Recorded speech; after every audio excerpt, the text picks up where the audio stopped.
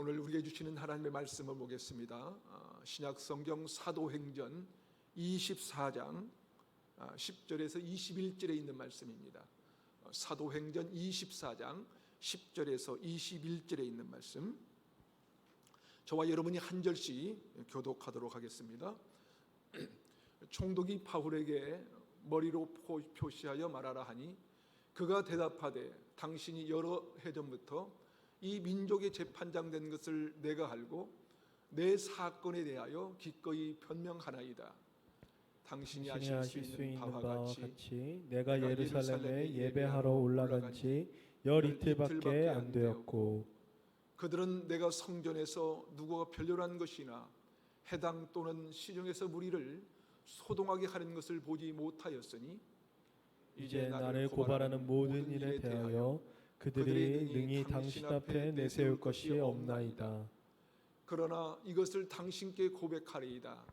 나는 그들이 이단이라 하는 도를 따라 조상의 하나님을 섬기고 율법과 선지자들의 글에 기록된 것을 다 믿으며 그들이 기다리는 바 하나님께 향한 소망을 나도 가졌으니 곧 의인과 악인의 부활이 있으리라 함이니이다. 이것으로 말미암아 나도 하나님과 사람에 대하여 항상 양심의 꺼리낌이 없기를 심쓰나이다. 여러 해 만에 내가 내 민족을 구제할 것과 재물을 가지고 와서 드리는 중에 내가 결례를 행하였고 모힘도 없고 소동도 없이 성전에 있는 것을 그들이 보았나이다. 그러나 아시아로부터 온 어떤 유대인들이 있었으니 그들이 만일 나를 반대할 사건이 있으면 마땅히 당신 앞에 와서 고발하였을 것이요, 그렇지 않으면 이 사람들이 내가 공의 앞에 섰을 때에 무슨 옳지 않는 것을 보았는가 말하라 하소서.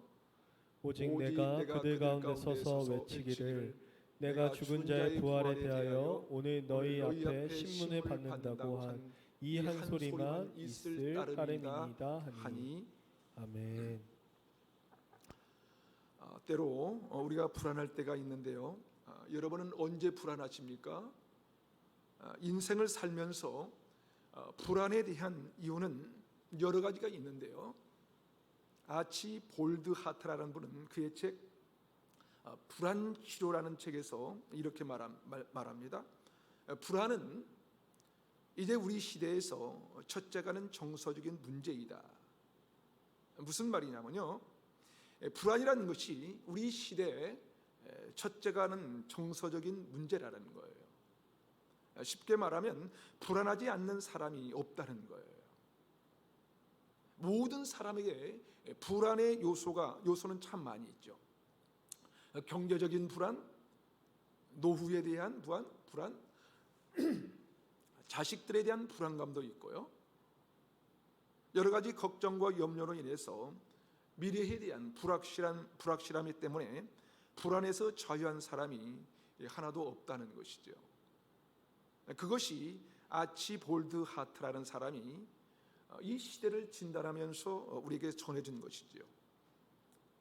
그렇다면 여러분은 지금 마음이 평안하십니까? 아니면 불안하십니까?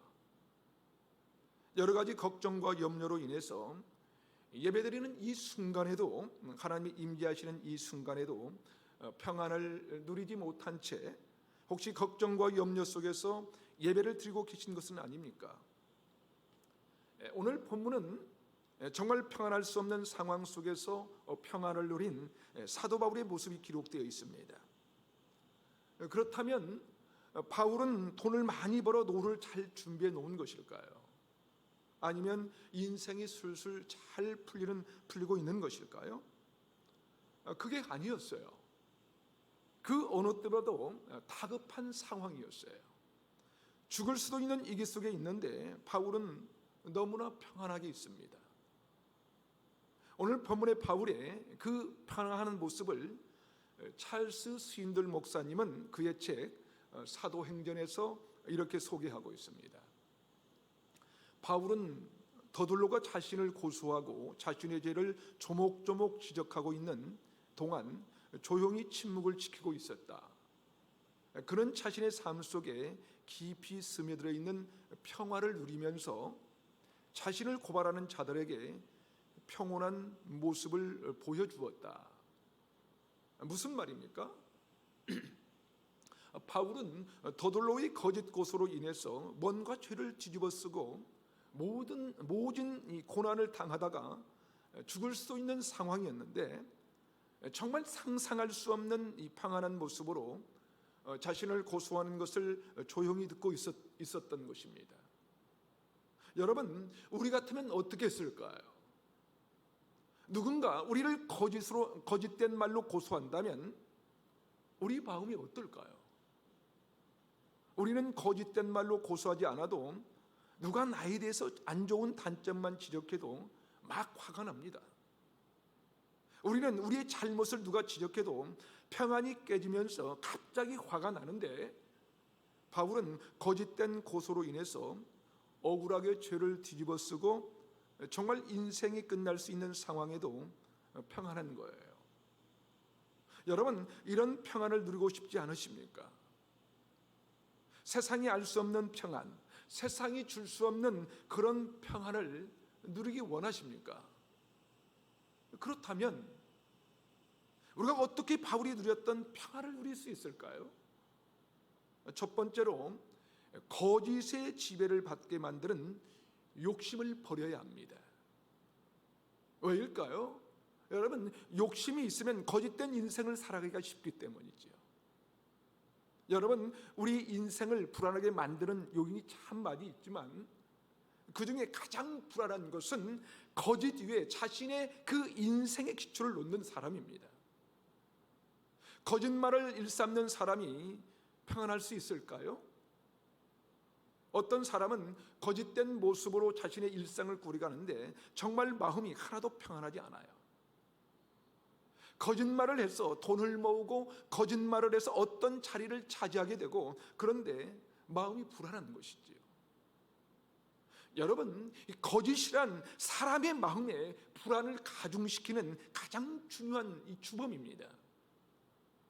그런데 왜 사람들이 거짓말을 하게 되는 것일까요? 오늘 본문에 더둘로나 뒤에서 사주하고 있는 대제사장 아나니아나 동조했던 유대인들, 이들은 모두 하나님의 백성이라고 자부하는 사람들입니다. 하나님의 백성이라고 자부하는 사람들이 지금 거짓말을 하고 있습니다. 그런데요, 저도 처음에는 나쁜 인간들이네 그러면서 성경을 읽었는데, 사실은 저도 거짓말을 하고 싶은 충동을 순간순간 느끼면서 살아가고 있습니다. 여러분, 목회자로 살아가면서 날마다 말씀을 묵상하고 말씀을 가르치고 말씀을 늘 읽고 설교하는 사람도 마음에 욕심이 딱 들어가는 순간 거짓말을 하고 싶다는 강력한 그 유혹에서 자유로울 수가 없다는 거예요. 사랑하는 여러분, 우리가 오늘 본문에서 보는 대제사장 아나니아나 아니면 더둘로와 같은 유대인들이 하나님과 동떨어진 삶을 살았던 사람일까요? 아니에요. 이 사람들은 누구보다도 성경을 많이 읽었고요, 누구보다도 말씀을 가르치는 사람이었습니다. 매일 큐티를 빼먹지 않는 그런 사람들입니다. 왜요? 유대인들의 종교적인 노력은 상상을 초월하거든요. 그런데 이 사람들이 왜 거짓말로 바울을 고소하고 있습니까? 바로 그 안의 욕심 때문입니다. 자신들이 종교적인 것으로 얻는 이익을 바울 때문에 무너지게 되니까 그 이익을 차지하기 위해서 욕심을 갖고 있다 보니까 거짓말을 하고 있는 거예요. 그런데 여러분, 거짓말로 인해서 고소를 당한 바울은 정작 마음이 얼마나 평안한지 찰스 스윈들 목사님이 그 말씀하신 것처럼 그냥 벨릭스 총독이 고개를 끄덕이며 네가 말하려고 할 때까지 상대방이 말도 안 되는 거짓말을 편안하게, 조용하게, 차분하게 듣고 있는 것입니다. 여러분, 우리는 누군가가 나에 대해서 말도 안 되는 얘기를 계속 한다면 그것을 어느 정도까지 들어줄 수 있을까요? 우리는 나에 대해서 말도 안 되는 얘기를 하면 상대방의 말을 끊고 그것은 잘못된 얘기라고 얼마나 흥분을 하겠어요. 그런데 바울은 너무나 평안했다는 거예요. 평안했어요. 어떻게 그럴 수 있었던 것일까요? 아니, 지금 거짓 고소를 하고 있는 사람들은 마음의 평안을 누리고 있을까요? 더불어는 마음이 평안했을까요? 동조했던 유대인들은 지금 마음이 평안할까요? 아니요. 그들은 누구보다도 마음이 불안했을 것입니다. 왜 그렇습니까? 거짓말을 하고 있기 때문에 그렇습니다. 여러분, 거짓말을 하려고 하면 벌써 마음이 불안해 오지 않나요? 불안합니다. 그런데 그거 아세요? 거짓말을 밥 먹듯이 하다 보면 마음에 평안이 온다는 거예요. 그건 거짓 평안이지요. 거짓 평안. 여러분, 지금 거짓말하고 있는 더둘로와 종교적인 세력들, 그리고 그들에 의해서 억울하게 자신의 거짓된 죄를 뒤집어 쓰고 망가질 수 있는 사람들, 누가 평안할까요? 누가 평안합니까? 평안한 사람은 봐도 사도 바울이었습니다. 그렇다면 그들의 차이는 무엇일까? 그들의 차이. 왜 거짓 없는 인생이 평안한 인생인 것을 알면서도 왜 이들은 거짓에 사로잡혀서 그렇게 인생을 사는 것일까요? 요한복음 8장 44절은 이렇게 말씀합니다. 함께 읽어보겠습니다. 시작. 너희는 너희 아비 마귀에서 났으니 너희 아비의 욕심대로 너희도 행하고자 하느니라. 그는 처음부터 살인한 자요 진리가 그 속에 없으므로 진리에 서지 못하고 거짓을 말할 때마다 제 것으로 말하나니 이는 그가 거짓말쟁이요 거짓의 아비가 되었습니다. 여기서 이는 그가 거짓의 아비, 여기에서 그는 누구를 말하는 것일까요? 누구를 말해요? 사탄입니다. 여러분, 사탄은 거짓의 아비입니다. 그런데 너희는 너희 아비 마귀에서 나고, 그러니까 사탄을 거짓의 아비라고 성경은 그렇게 진술하고 있는 것입니다. 진술하고 있는 것입니다. 사탄의 특징은 뭐냐면요, 거짓을 말하는 자입니다. 거짓의 짐을 믿는 자입니다. 거짓을 통해서 뭔가 세력을 규합하려고 합니다. 창조주께서 하나님이신데 자기가 하나님처럼 행사합니다. 자기가 높여지려고 합니다. 거짓을 이용해서 말하는 것이지요. 그런데 여기서 너희는 너희 아비 마귀에서 났으니, 에서 너희는 누구입니까? 너희는 누구예요? 바로 종교인들입니다. 종교인들, 바리새인들이에요. 바리새인들. 바로 오늘 본문에 있는 거룩해 보이는 사람들, 그런 사람들이 거짓의 아비인 이 사탄을 따라서, 다시 말해서 욕심을 따라 행동한다는 거예요. 왜 우리 인생을 거기에 기초를 놓으려고 하는 것일까요? 왜 그렇습니까? 왜 거짓말을 해서라도 몇 푼 안 되는 이익을 얻으려고 하는 것일까요? 왜 종교적인 사람들, 하나님을 잘 믿는 사람들이 왜 그렇게 하는 것일까요? 그것은 이 마음에 있는 욕심 때문입니다. 욕심 때문. 사랑하는 여러분, 우리 마음의 평안이 왜 없는 것일까요? 성경은 그것이 바로 욕심 때문이라고 말합니다. 우리가 욕심을 가지고 있는 한 평안하지 않습니다. 욕심이 많은 사람이 아무리 많은 돈을 벌고 아무리 많은 지위에 올라가도 많은 것을 얻는다 할지라도 그 사람이 평안할 수 있을까요? 평안을 깨트리는 것이 바로 욕심입니다. 사랑하는 여러분, 오늘 욕심을 버림으로 인해서 세상이 알 수 없는 평안을 누리게 되시기를 주님의 이름으로 축원합니다. 한 걸음 더 나아가서 우리가 어떻게 바울이 누렸던 그 평안을 누리게 될 수 있을까요?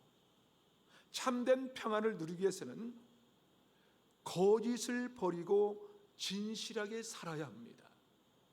거짓을 버리고 진실하게 살아야 된다는 거예요. 어떻게 살아야 된다고요? 진실하게 살아야 됩니다. 아무리 욕심이 없어도 누군가가 거짓으로 나에 대한 나쁜 소문을 내고 그 소문이 자신에게 들려올 때 마음이 흔들리지 않을 사람은 없을 거예요. 우리의 마음의 평안을 깨트린 것은 사실 이 말이라는 것을 아십니까? 이 말이라는 거예요. 말. 적절하지 않는 말, 비난의 말, 이 거짓의 언어, 이런 말들이 사람들의 마음의 이 평안을 쉽게 깨트리는 거예요. 그런데 바울은 당시 최고의 변호사인 더들로를 이용해 가지고 꼼짝없이 죄를 뒤집었을 수밖에 없게 되었는데, 그런 상황 가운데 어떻게 평안할 수가 있었던 것일까? 어떻게? 그것은 바울이 욕심이 없기 때문이지만 더 나아가서 그것은 진실이 아니었기 때문입니다. 진실이. 오늘 본문은 사실은 이 바울의 변호입니다. 바울의 변호. 더들로의 고소에 대해서 벨릭스가 바울 네가 한번 얘기해보라 하니까 바울이 이제 자신을 이 변호하는 그런 이야기죠. 바울의 변호한 말 속에서 우리가 무엇을 볼 수 있습니까? 바울의 평안을 볼 수가 있습니다. 그런데 왜 평안합니까? 왜 그렇습니까? 바울이 진실했기 때문이에요. 여러분, 그런데 바울이 어떤 일로 고소를 당했었죠?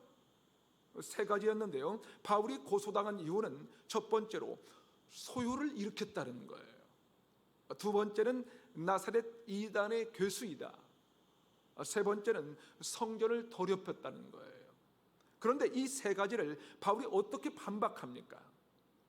11절에서 13절은 내가 소요를 일으키는 사람이 아니다 라고 말합니다.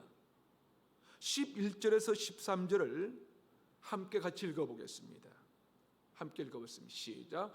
당신이 아실 수 있는 바와 같이 내가 예루살렘에 예배하러 올라간 지 열 이틀밖에 안 되었고 그들은 내가 성전에서 누구와 변론한 것이나 해당 또는 시중에서 무리들을 소동하게 하는 것을 보지 못하였으니 이제 나를 고발하는 모든 일에 대하여 그들의 능히 당신 앞에 내세울 것이 없나이다.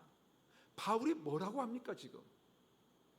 내가 예루살렘에 온 지 열 이틀밖에 안 되었고 그들이 내가 소동을 일으킨 것을 본 적이 없기 때문에 그들이 증거로 내세울 것이 아무것도 없다. 그러니 사실이 아니라는 거예요. 사실이 아니다. 또 계속해서 14절에서 16절을 보면 바울은 자신이 나사렛 이단의 괴수가 아니라는 것을 어떻게 얘기하고 있습니까? 14절에서 16절을 보면 바울이 뭐라고 하냐면요, 이것을 내가 당신께 고백하는데 나는 그들이 이단이라 하는 도를 따라 조상의 하나님을 섬기고 율법과 및 선지자들의 글에 기록된 것을 다 믿는다 라고 합니다. 유대인들이 믿는 것을 나도 다 믿는다는 거예요. 또 그들이 기다리는 바 하나님께 향한 소망을 나도 가졌다는 거예요. 여러분 참 멋지지 않습니까? 나도 그들과 다른 신앙을 갖고 있는 것이 아니다라고 얘기하는 것이죠.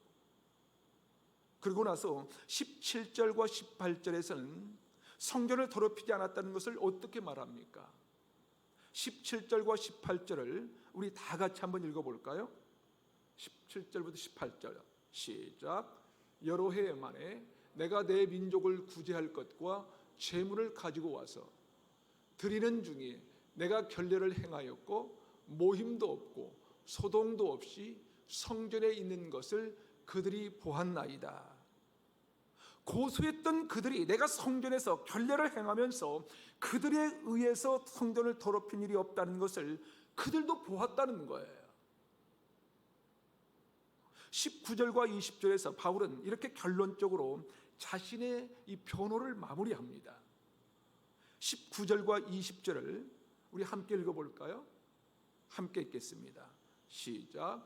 그들이 만일 나를 반대할 사건이 있으면 마땅히 당신 앞에 와서 고발하였을 것이요, 그렇지 않으면 이 사람들이 내가 공회 앞에 섰을 때 무슨 옳지 않는 것을 보았는가 말하라 하소서.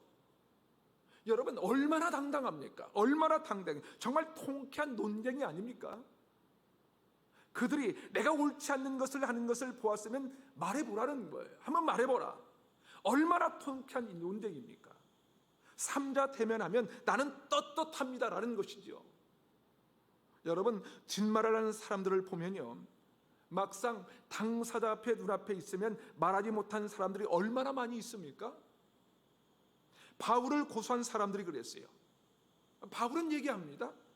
내가 옳지 않은 것을 본 적이 있으면 지금 내가 있는 이 자리에서 한번 말하라고 하십시오 라고 한 거예요. 여러분 이보다 더 통쾌한 논쟁은 없을 거예요. 여러분 바울은 입술이 둔한 사람이었습니다. 사실 달명가가 아니었어요. 그런데 상대방은 당시 최고의 변호사인 더둘로라는 변호사였습니다. 그런 정말 없는 죄도 만들어버릴 만한 그런 변호사였어요. 그래서 그의 말을 이길 수 있는 사람은 아무도 없었습니다. 그런데 바울이 어떻게 그들의 고소 앞에 평안했고 그들을 이길 수가 있었을까? 어떻게? 그것은 바로 바울의 논리가 아니라 바울의 진실함 때문이었습니다. 바울의 진실함 때문. 여러분 혹시 억울한 일을 당하셨습니까? 그렇다면 기억하십시오.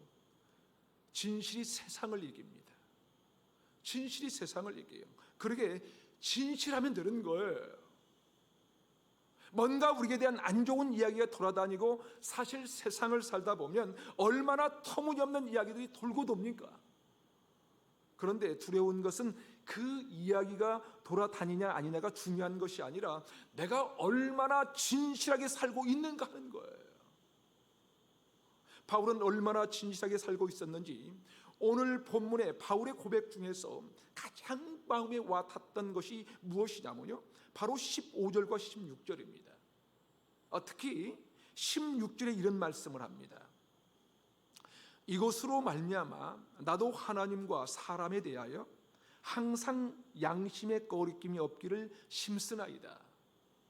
뭘 심쓴다고 합니까? 뭘 심쓴다고요? 양심의 거리낌이 없기를 심쓴다는 거예요. 여러분 우리가 사람을 속일 수는 있어요. 그렇죠?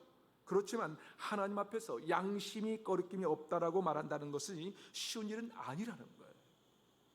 그러니 참 놀라운 고백이 아닙니까?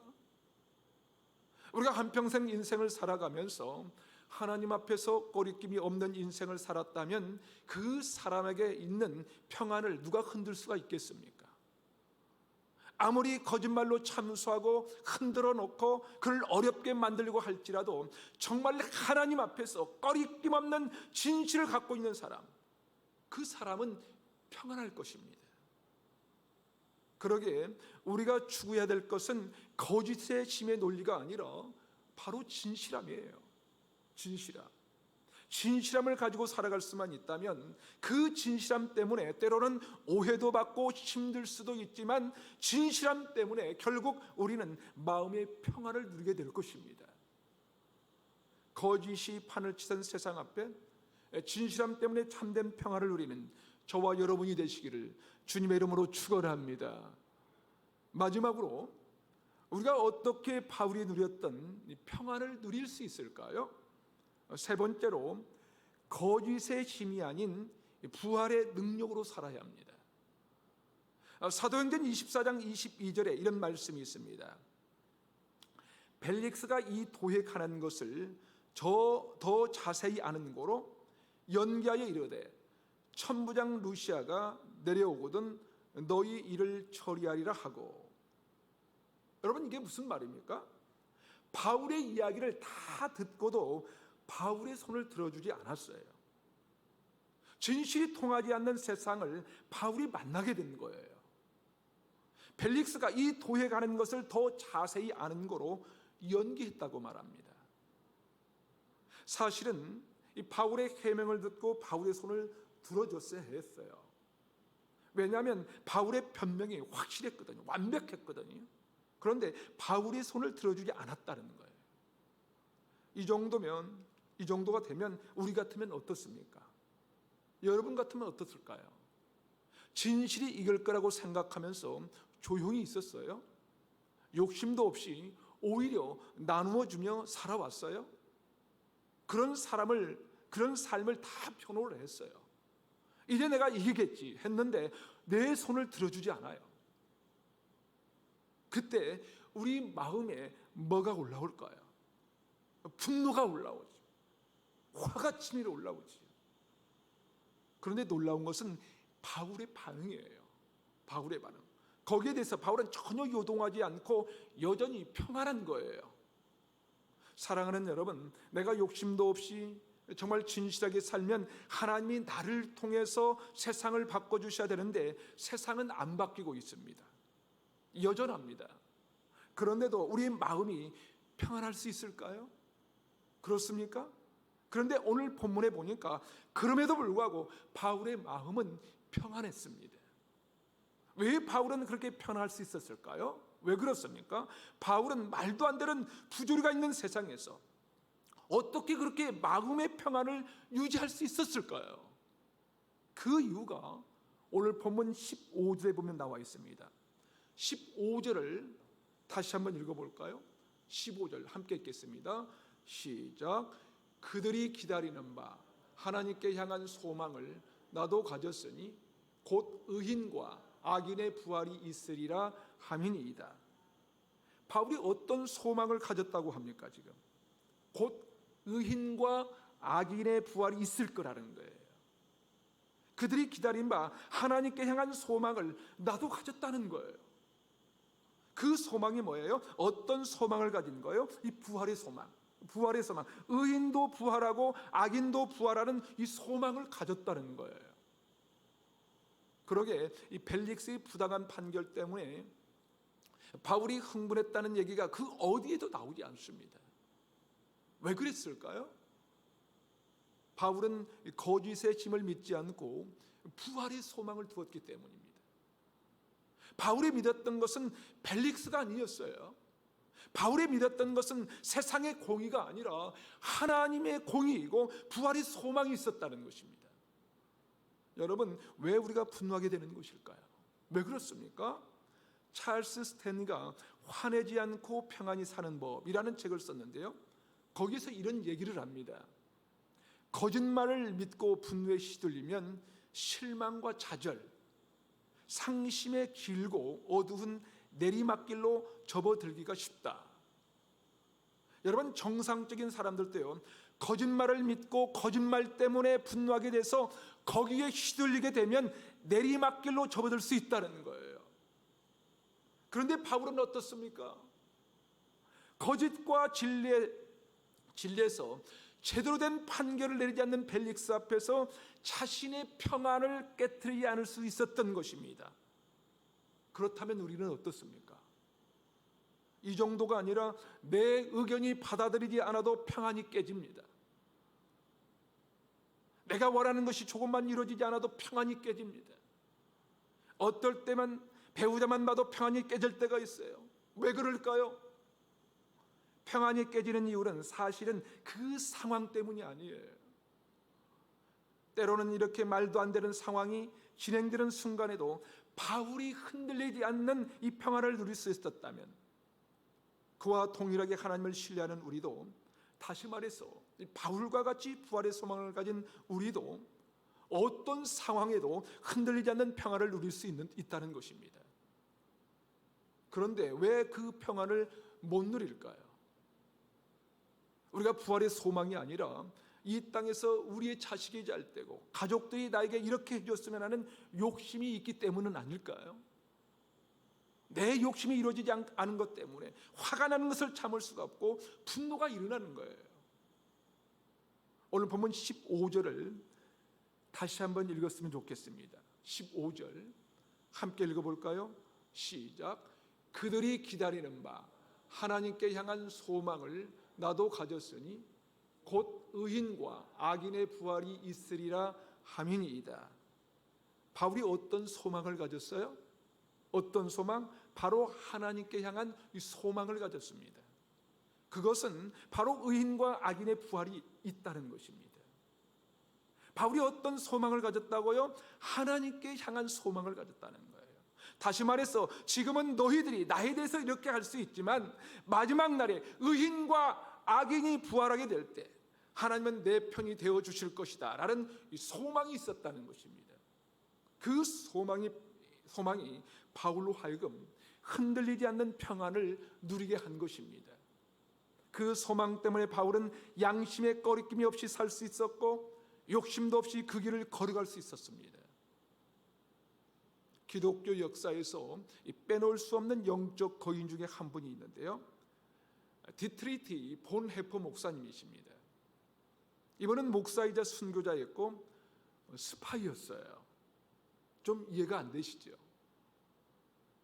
이분은 지성과 영성이 너무나 탁월해서 미국에서 얼마든지 성공적인 목회를 할 수 있는 분이셨어요. 하지만 고통받는 자신의 민족인 독일을 떠나서 미국에서 성공적인 목회를 하는 것이 자기 소망이 아니었어요. 그래서 본헤퍼가 독일로 돌아갑니다. 독일로 돌아와 히틀러 암살 작전에 가담하는 이 스파이 노릇을 한 거예요. 그러다가 결국 옥에 갇히고 말았어요. 그럼에도 불구하고 이 마음이 너무나 평안합니다. 모진 고문을 견디다가 어느 날 히틀러가 자살하기 3주 전에 전쟁 포로들과 같이 성경을 읽고 이 짧은 예배를 합니다. 그리고 나서 기도를 마치기도 전에 간수가 와서 본헤퍼 목사에게 따라오라고 합니다. 사람들은 이게 마지막 길이라고 생각하면 옆에 있던 한 사람이 본헤퍼 목사님에게 이렇게 말합니다. 목사님, 이제 이게 마지막이군요. 그때 본헤퍼 목사님이 평안하게 웃으면서 이렇게 말씀했다고 합니다. 아니요, 이것은 마지막이 아닙니다. 지금이 새로운 시작입니다. 바로 그런 흔들리지 않는 평안, 그 평안이 바로 우리에게 주신 하나님의 놀라우신 선물입니다. 왜 사도 바울이 예수님을 만난 후 그 모든 것을 다 잃어버리고 그렇게 이방인들에게 복음을 전하기 위해서 수많은 어려움과 고초를 건너면서 그는 그렇게 평안하게 자신의 양심에 꺼리낌 없이 그렇게 진실하게 살아갈 수 있었을까요? 그것은 바로 부활에 대한 확신이 있었기 때문입니다. 부활의 그날에 주님을 만나게 되는 그날에 주께 고백하기 위해서 그렇게 진실하게 이 욕심을 버리고 평안을 누리며 살 수 있지 않았을까요? 바울은 그 부활의 신앙이 있었기에 평안을 누리며 살 수 있었습니다. 사랑하는 여러분, 주님이 주시는 여호와 샬롬의 평안은요, 뭐가 있어서 평안하고 남들보다 세상에서 잘 되기 때문에 평안한 것이 아니에요. 바로 그 하늘을 향한 소망, 부활 소망이 있기에 평안을 누리는 것입니다. 바울과 같이 확실한 부활 소망 가지고 세상이 알 수 없는 하나님의 놀라우신 선물, 샬롬의 평화를 평생도록 누리는 저와 여러분이 되시기를 주님의 이름으로 축원합니다. 이제 우리가 이렇게 기도했으면 좋겠습니다. 사도 바울과 같이 어떤 상황에도 부활 신앙 가지고 요동하지 않는 믿음의 삶, 때로는 억울함까지도 참아내는 삶을 살도록 우리에게도 바울의 믿음과 성정을 주시옵소서. 세상의 그 무엇이 아니라 부활의 소망, 하늘의 소망 가지고 요동치는 세상 속에서도 하나님 주신 놀라우신 선물 샬롬의 평안을 누리는 삶을 살게 하옵소서. 오늘 주신 말씀을 마음에 새기며 우리 다 같이 한번 주신 말씀 생각하면서 함께 기도하도록 하겠습니다. 함께 기도하겠습니다. 전능하신 하나님 아버지, 사도 바울같이 어떤 상황에도 우리가 부활 신앙을 가지고 요동하지 않는 믿음의 삶을 살기를 소망합니다. 주님, 사도 바울과 같은 믿음을 허락하여 주시옵소서. 때로는 억울함까지도 참아내는 삶을 살도록 우리에게도 바울의 믿음과 성정을 허락해 주시옵기만을 기도하고 원합니다. 하나님 아버지, 세상의 그 무엇이 아니라 부활의 소망을 갖게 도와주시옵소서. 하늘의 소망 가지고 요동치는 세상 속에서도 하나님 주신 놀라우신 선물 샬롬의 평안을 누리는 삶을 살 수 있도록 우리를 이끌어 주시고 인도하여 주시옵기만을 간구하고 원하오. 하나님 도와주시옵소서. 은혜를 내려 주시옵소서. 살아계셔서 지금도 우리 가운데 역사하시는 하나님 아버지, 오늘 우리도 사도 바울의 믿음을 본받게 하시고 어떤 상황에도 부활신앙 가지고 요동하지 않는 믿음의 삶을 살게 하옵소서. 무엇보다도 세상을 살아가는 동안 샬롬의 평안을 누리며 살도록 주만 바라보는 믿음과 은혜로 충만케 하옵소서. 이 놀라우신 하나님의 선물 평안을 온 세상에 증거하는 증인된 삶을 살도록 우리를 이끌어 주시옵소서. 모든 영광과 존귀를 주께 드리며 우리를 사랑하시되 끝까지 사랑하시는 예수님의 이름으로 기도하옵나이다. 아멘.